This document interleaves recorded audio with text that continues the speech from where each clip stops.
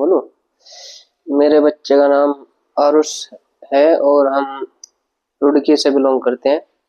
मेरे बच्चे को काफ़ी दिनों से हाई फीवर आ रखा था, जिसके कारण मैंने इसको तनवीर अहमद रुड़की में एडमिट भी किया 3 दिन।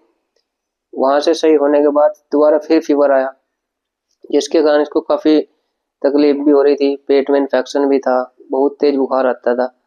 तो मुझे सर ने भी बताया, सर है हमारे साहब, उन्होंने बताया कि आप ओसडीएम में लेके आओ बच्चे को और वहाँ दिखाओ। तो मैंने इसको यहाँ दिखाया 10 दिन पहले, 28 नवंबर को दिखाया था। तब से इसको अभी तक कोई बुखार फीवर कुछ दिक्कत नहीं है, सही है बिल्कुल, और सही से खा पी भी रहा है बढ़िया। और इसको अच्छे आज मैंने दिखाया तो मतलब ग्रोथ सही है, बढ़िया। बुखार अभी तक तो कुछ नहीं है, कोई दिक्कत भी नहीं है। ठीक है जी, थैंक यू।